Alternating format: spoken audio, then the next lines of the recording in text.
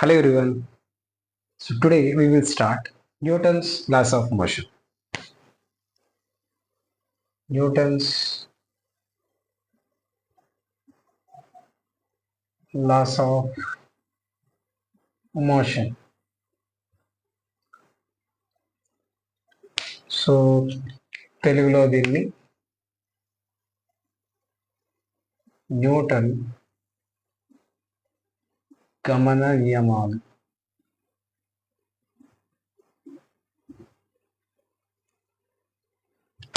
So మనకు తెలిసిన విషయమే, న్యూటన్ గ్రావిటీని కనుగొన్న తర్వాత, so after discovering gravity he becomes the greatest of all time, and he gave lot of conclusions regarding light, and also in the branch of mathematics, especially differential calculus. ఆయన తన book Principia మ్యాథమెటికాలో గ్రావిటీకి సంబంధించి మరియు differential equations వీటన్నిటికీ సంబంధించి ఎన్నో theories అనేవి ఆయన రాశారు. ఆయన ఏదైతే చెప్పాడో, so whatever he mention among his laws, the entire motion of bodies depends on. ఏదైనా సరే ఒక వస్తువు అనేది గమనంలో ఉంటే ఖచ్చితంగా న్యూటన్కి సంబంధించినటువంటి ఏదో ఒక నియమం అనే దాన్ని అది పాటించడం అనేది జరుగుతూ ఉంటుంది. సో న్యూటన్ గమన నియమాలు అనే దాని మీద బేస్ చేసుకొని Newton's laws of motion we can decide what type of motion actually that object is undergoing. ఒక వస్తువు యొక్క గమనాన్ని గురించి న్యూటన్ గమన నియమాలు చెప్పినంత సులువైనటువంటి మార్గంగా ఇంక ఏ నియమాలు అనేవి చెప్పవు. సో న్యూటన్ గ్రావిటీని కనుక్కునేటప్పటికీ అది చాలా మనం చదివేటువంటి స్టోరీ ఏంటంటే, ఒక చెట్టు కింద కూర్చున్నాడు, అక్కడ ఒక ఆపిల్ అనేది పడింది, దానికి కారణం గ్రావిటీ అనేది ఆయన కనుక్కున్నాడు అన్నట్లుగా బుక్లో రాస్తారు. కానీ దానికి ముందు ఆయనకు ముందున్నటువంటి గొప్ప శాస్త్రవేత్తలు, so the greatest scientist like Galileo Galilei, so like these scientist whatever the thesis and analysis whatever they did, he utilised those. అంటే వాళ్ళు ఇచ్చినటువంటి వాళ్ళు అంతకుముందు వాళ్ళు గురుత్వాకర్షణకు సంబంధించి గ్రావిటీకి సంబంధించి వాళ్ళు చేసినటువంటి రీసెర్చ్కి సంబంధించిన అనాలిసిస్ అన్నీ ఆయన సమరైజ్ చేసి ఫైనల్గా గ్రావిటీ అనేది ఒకటి ఉంది, ఆ గ్రావిటీ వల్ల ఆబ్జెక్ట్స్ అన్ని ఏవైతే వస్తువులు ఉన్నాయో అది భూమి యొక్క కేంద్రం వైపుగా ప్రయాణించడానికి ట్రై చేస్తాయనే దాని గురించి న్యూటన్ అనేది చెప్పాడు. అదే గ్రావిటీ, గురుత్వాకర్షణ, భూమి యొక్క గురుత్వాకర్షణ అనేది. మరి గెలీలియో చెప్పినటువంటి, అరిస్టాటిల్ చెప్పినటువంటి గమన నియమాలు ఏవైతే ఉన్నాయో ఒక వస్తువు యొక్క గమనాన్ని గురించి, so that means Aristotle as well as Galileo they mention lot of theories regarding the motion of an object. And Galileo first mention regarding this inertia, జడత్వం అనే దాని గురించి గెలీలియో చెప్పడానికి ప్రయత్నించాడు.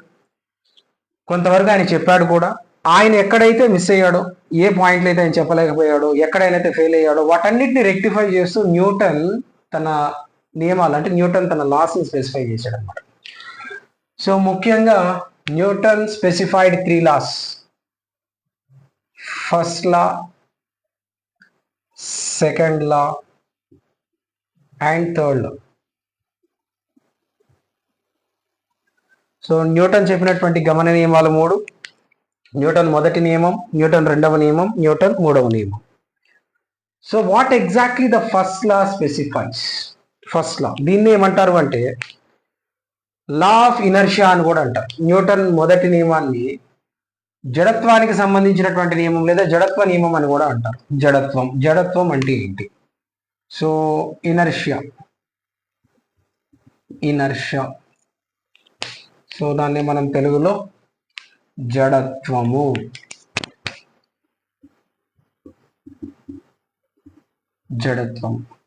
What is this inertia?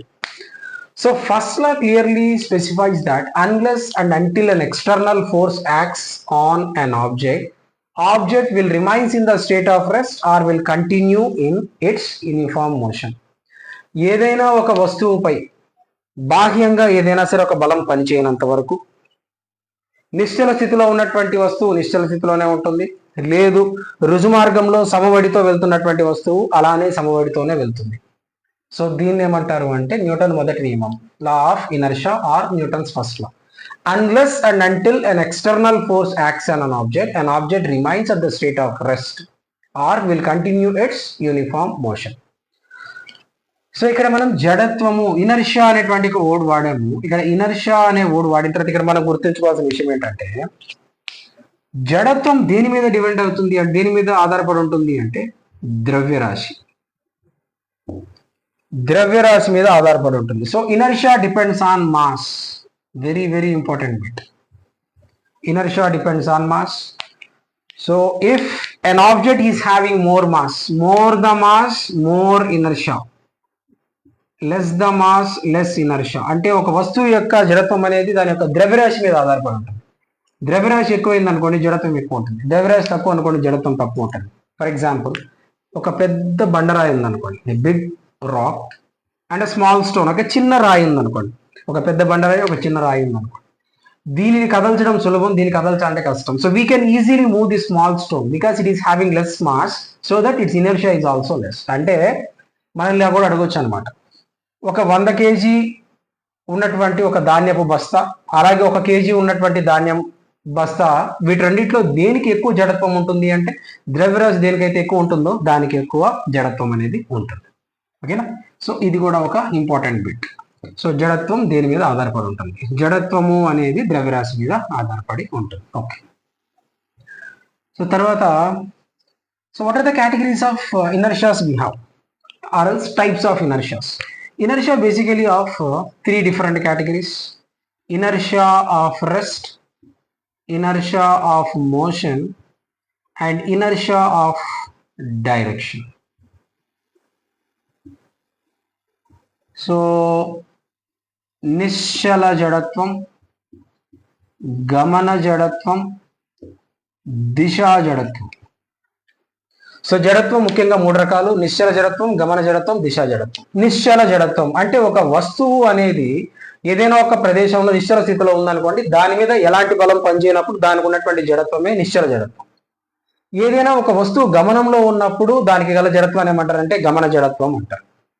ఒక వస్తువు ప్రయాణంలో ఉన్నటువంటి ఒక వస్తువు దాని దిశని మార్చుకోవడానికి ప్రయత్నించినప్పుడు అక్కడ ఆ వస్తువుపై పనిచేసేటువంటి జడత్వాన్ని ఏమంటారంటే దిశా జడత్వం అంటారు. When an object is at rest, that object consists of inertia of rest.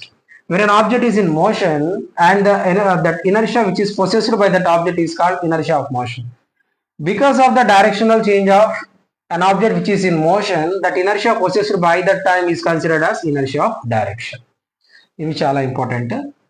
So జడత్వాలు మరియు వాటిలో ఉన్నటువంటి రకాలు. సో ఇది మొదటి నియమం. తర్వాత రెండవ నియమం, Newton's second law. So Newton's second law రెండవ నియమం ఏం చెప్తారు? So Newton's second law specifies the rate of change of momentum of a body is directly proportional to applied force. So rate of change of momentum of a body is directly proportional to applied force. ద్రవ్య వేగంలో వచ్చినటువంటి మార్పు అనేది ఒక వస్తువుపై పనిచేసేటువంటి బలానికి అనులోమానుపాతంలో ఉంటుంది. So we can define this second law in another way also. The acceleration of a body is directly proportional to applied force. ఒక వస్తువు యొక్క త్వరణము అనేది దానిపై పనిచేసేటువంటి బలానికి అనులోమానుపాతంలో ఉంటుంది. So we can define this one like this also. F is directly proportional to A. So here we can take F is directly proportional to M into V minus U upon delta T. So finally we can write it as M as a constant, so that we can write this one as M into E. So ఇక్కడ కూడా మనం ఏం చేయొచ్చు? F is directly proportional. బలము అనేది త్వరణానికి అనులోమానుపాతంలో ఉంది. So ఈ అనులోమానుపాత ఈ గుర్తుని తొలగించేదానికి మనం ఏదైనా సరే ఒక స్థిరాంకంతో ఇక్కడ మనం మల్టిప్లై చేయొచ్చు. అది మనం ద్రవ్యరాశిగా తీసుకున్నాం. So F is equal to MA. దీన్నే ఏమంటారు అంటే న్యూటన్ యొక్క రెండవ గమన నియమం. Very very very very important అనమాట. సో ఇక్కడ న్యూటన్ యొక్క గమన నియమం అనేది దేని మీద ఏర్పడి ఉంటుందంటే రెఫరెన్స్ ఫ్రేమ్ అనేది ఉంటుందన్నమాట. రెఫరెన్స్ ఫ్రేమ్ అంటే మనం ఒక వస్తువు యొక్క దాని యొక్క గమనాన్ని ఎక్కడైతే దేని ఆధారంగా మనం దాన్ని స్టడీ చేస్తున్నామో దాన్ని మనం రెఫరెన్స్ ఫ్రేమ్ అంటాం. సో ఈ రెఫరెన్స్ ఫ్రేమ్ అనేది దాన్ని ఏమంటారంటే ఇంకా క్లియర్గా చెప్పాలంటే నిర్దేశ చట్రం, జడత్వ నిర్దేశ చట్రము, అజడత్వ నిర్దేశ చట్రము. ఏదైనా సరే ఒక జడత్వ నిర్దేశ చట్రము అనేది కదలకుండా ఒకే చోటు ఉన్నా కానివ్వండి, లేదా సమవేగంతో వెళ్తూ ఉన్నా కానివ్వండి, దాన్ని ఏమంటారు అంటే జడత్వ చట్రము అంటారు. అలా కానటువంటి వాటిని అజడత్వ క్షేత్రము అంటారు. అంటే దాంట్లో ఏముంటుందంటే త్వరణం అనేది వస్తుందన్నమాట. ఈ న్యూటన్ యొక్క నియమం ఏదైతే ఉందో, ఈ న్యూటన్ యొక్క నియమము అనేది ఒక జడత్వ చట్రం లేదా ఒక చట్రము అనేది ఏదైతే ఉందో, ఆ నిర్దేశిత చట్రము అనేది త్వరణంతో కానీ వెళ్తూ ఉంటే ఆ సందర్భంలో న్యూటన్ సెకండ్ లా అనేది ఫెయిల్ అయిపోతుంది.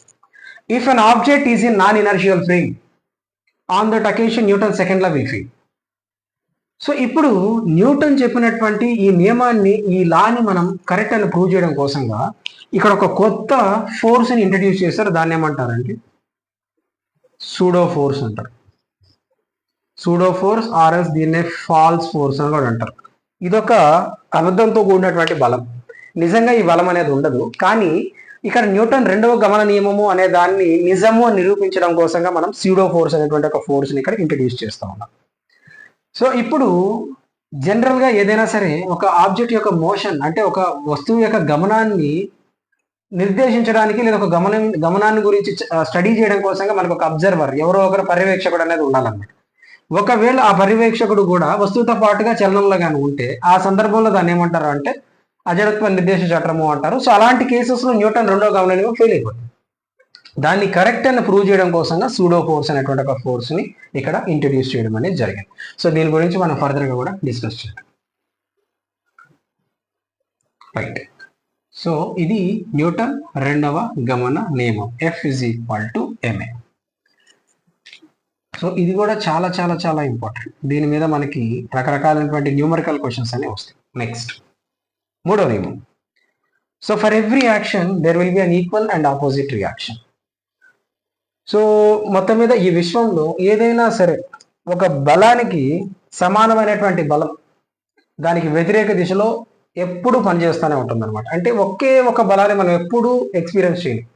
ఒక బలం పనిచేస్తుందంటే ఖచ్చితంగా దానికి ఎదురు దిశలో, దానికి వ్యతిరేక దిశలో మరొక బలం అనేది పనిచేస్తుంది. For every action there will be an equal and opposite reaction. So దీన్ని ఎలా రాయొచ్చు అంటే action is equal to minus reaction. Action is equal to minus reaction. ఇదే న్యూటన్ మూడవ గమన నియమం. ఇది కూడా చాలా ఇంపార్టెంట్. సో దీని మీద రకరకాలైనటువంటి ప్రశ్నలు అడిగేదానికి అవకాశం ఉంటుంది. సో న్యూటన్ మూడవ గమన నియమం మీద ఆధారపడి పనిచేసేటువంటి ఏదో ఒక ఉదాహరణ ఇవ్వండి అన్నారనుకోండి. సో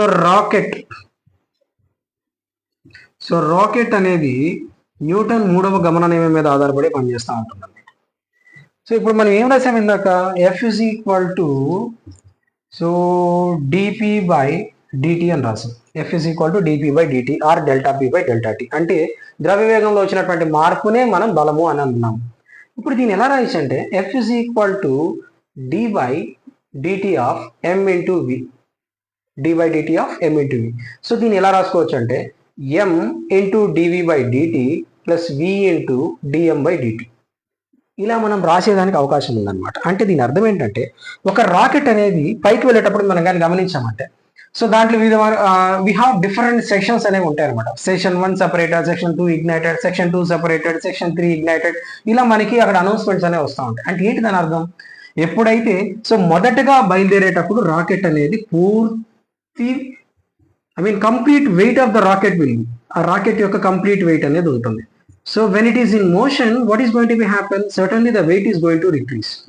సో అప్పుడు డిక్రీజ్ అయ్యేటప్పుడు ఏమవుతూ ఉంటుంది? So when the session is separated, ఒక సెషన్ సెపరేట్ అయింది అనుకోండి, దట్ మీన్స్ వెయిట్ తగ్గిందంటే ఆబ్వియస్లీ మాస్ కూడా తగ్గిపోయింది. So when mass gets decreases we have to take that one into our account. So that's why we wrote the equation as F = we can write, so there should be variation in the velocity, at the same time there should be velocity in the mass also. ఒక rocket అనేది పైకి వెళ్ళేటప్పుడు దాంట్లో ఉన్నటువంటి వివిధమైనటువంటి విభాగాలు అనేవి separate అయిపోతూ ఉంటాయి. అప్పుడు అది సపరేట్ అయినప్పుడు దాని యొక్క ద్రవ్యరాశి అనేది కూడా తగ్గుతూ ఉంటుంది. సో ఆ ద్రవ్యరాశిని కూడా మనం ఏం చేయాలంటే ఇక్కడ పరిగణలోకి తీసుకోవాలి.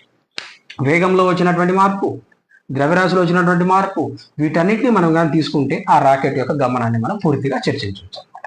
ఓకేనా? సో ఇవి న్యూటన్ కి సంబంధించినటువంటి laws. So these are the 3 major laws of Newton. So ఇక్కడ మనం గుర్తుంచుకోవాల్సినటువంటి బాగా గుర్తుంచుకోవాల్సిన విషయం ఏంటంటే 1 ఈజ్ ఇనర్షియా, జడత్వం. రెండోది సూడో ఫోర్స్. ఆ సూడో ఫోర్స్ అనేది ఎప్పుడు ఎలా పనిచేస్తుంది అనేది మనం నెక్స్ట్ వీడియోలో మనం డిస్కస్ చేద్దాం. Thank you.